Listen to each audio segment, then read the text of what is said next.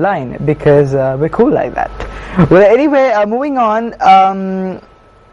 This is a myth sort of question that I wasn't sure up until a few seconds ago. We had a break and you missed it. Well, I confirmed it, but right now I'm going to ask it for you from doctor again.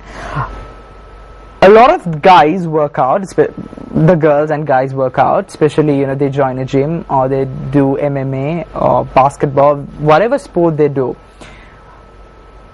So many people say it is very, very important that you have to sweat, and the fact that sweat has to come out of your bodies. You specifically disagreed, saying even if you have an AC on top, a fan on top, it's fine as long as you work your body out. So we need to set the record straight on Good Morning Sri Lanka here. What's the truth behind it? And you can start. Sweating is the body's mechanism of letting heat off. Yeah. So what happens, you develop a sweat and it evaporates and it takes away the body's temperature. So that's basically what sweating does. It hasn't any correlation with how much exercise you are doing. What really correlates with how much exercise you are doing is your heart rate and how short of breath you will feel. So that is the only actually important thing. And if you want to really monitor whether you are getting a good workout or not, whether you are in AC or out there, the best thing to monitor would be your target heart rates. Okay. Right. I mean that is the number one thing you would be checking.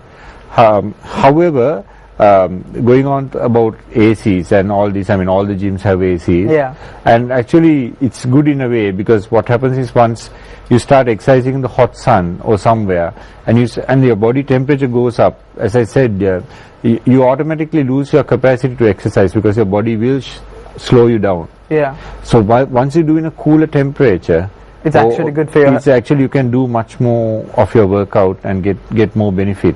Okay. The only disadvantage would be for somebody who wants to acclimatize them to playing in the hot sun and sweating. If you train in AC and then you go out into the hot sun and work out, then of course you are poorly prepared for something like that. Yeah. That would be the only disadvantage of working out in a AC.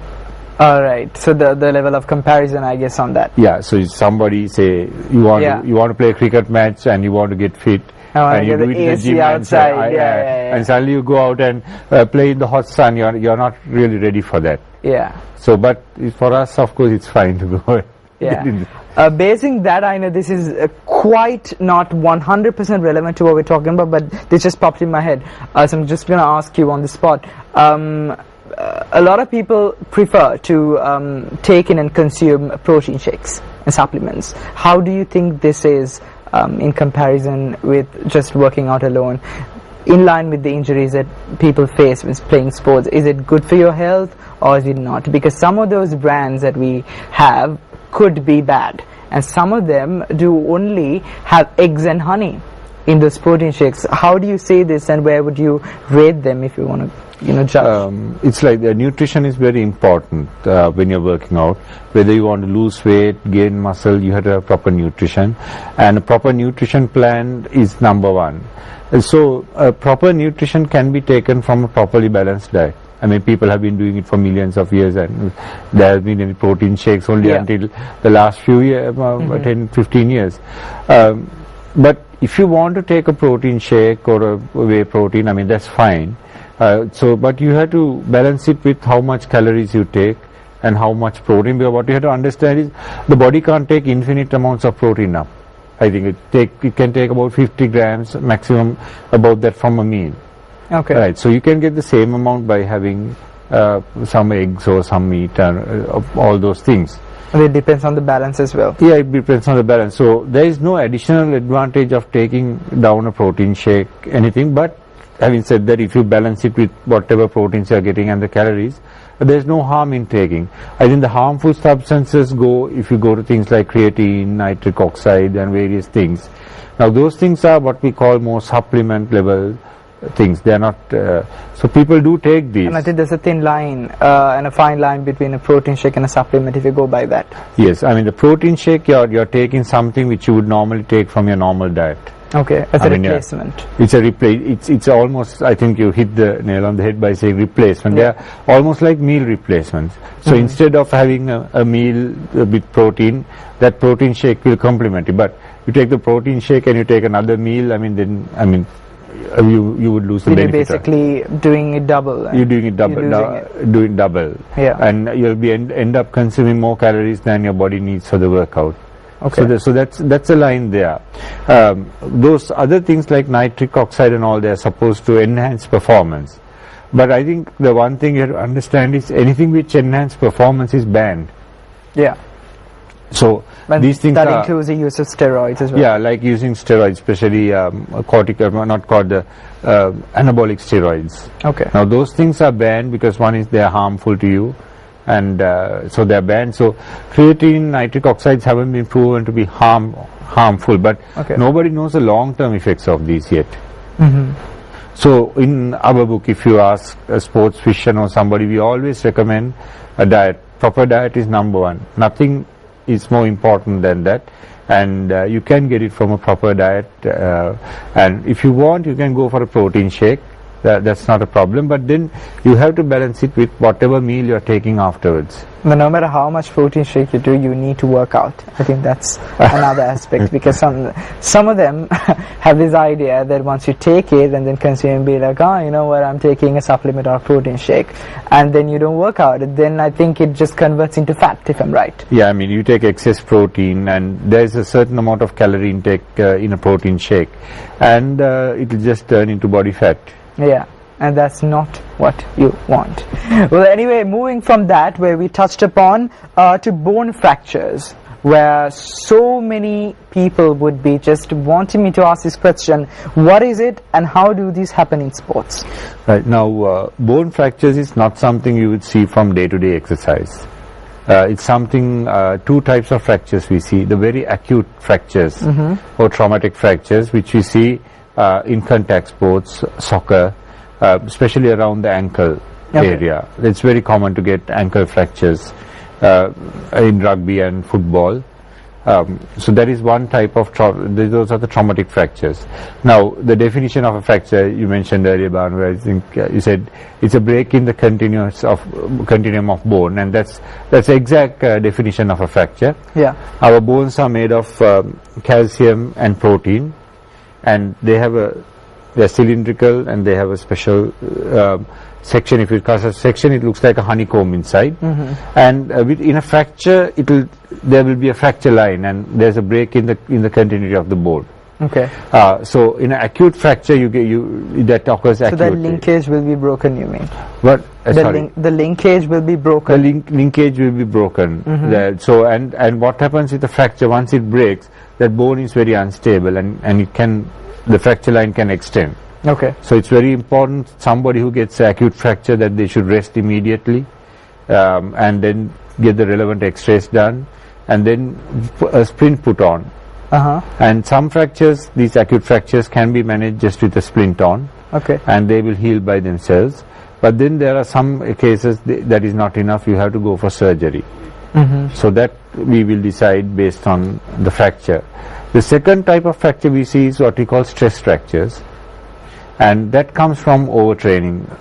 We see it a lot in long distance runners, people who run quite a lot, and they will end up with stress fractures of the foot bones, of the shin bone, or the bones in your femur, or the bone in your hip, and these come over a long time, and sometimes it's difficult to pick them up because you can't see them on X-ray. You might have to do MRI to find it out. Okay.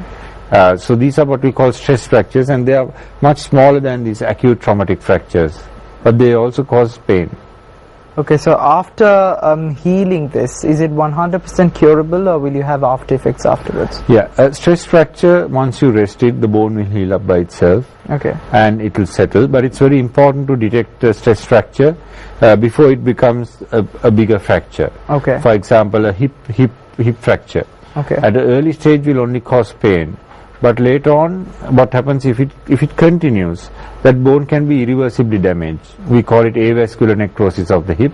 Okay. So it has to be picked up very quickly and managed very early. Okay, so what can sportsmen out there, sportsmen and women, do to prevent those, at least minimize these conditions? Yeah, I mean, if you take the acute fractures, the way to minimize it is, one is being fit enough and being careful. I mean, you have to adhere by the rules of the game. So there are certain rules to prevent people from getting overly injured. You have to wear the proper gear, proper footwear. So all of these things, but still you are prone to get acute fracture no matter what, and it's sometimes hard to prevent. The chronic stress fractures, you have to look at your workload. We call it training workload, and you have to look at how many kilometers you run a week. We get people who run about more than 10 kilometers every day. And I think that too depends on person to person. Yeah, it depends on person to person, but then there are also certain guidelines about how much you should run, especially at young ages and when you grow up. And if you run a marathon, how far you should run. And in Australia we see people running half marathons.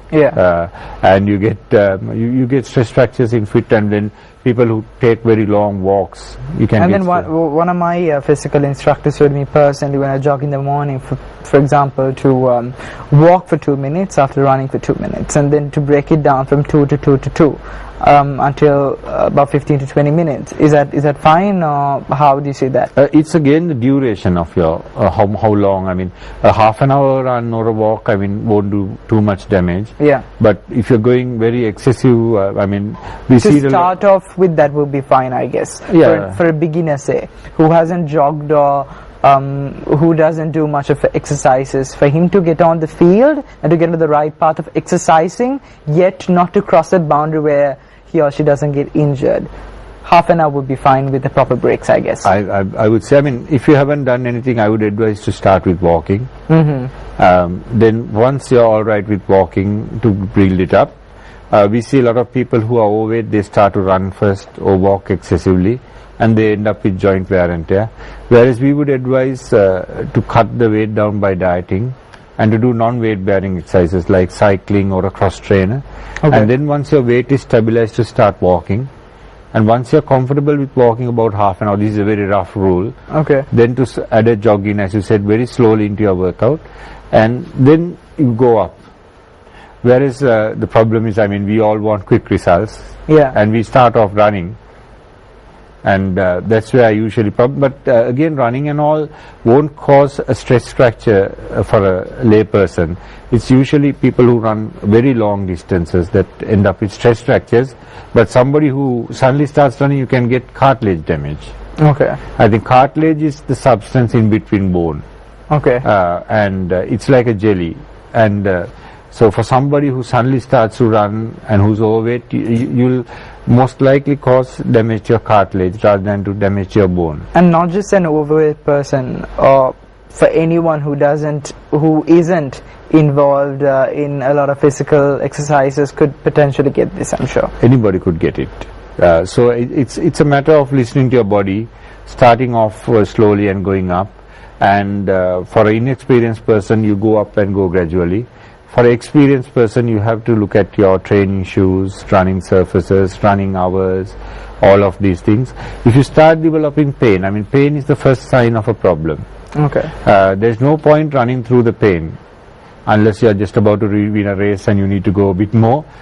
So then it's time to come and look and see whether you're overtraining, then reduce your training workload down. If it's still not getting better, then it's time to come to the doctor and see is there something wrong with me. Well, we just had a very, very interesting chat so far. Well, we're going to talk about spinal cord injury. Where I'm going to ask Doctor some interesting questions as well. But on top of that, head injury as well, which I think is another key discussion to be talked with an opinion former like Doctor himself. So we'll be right back after another commercial break.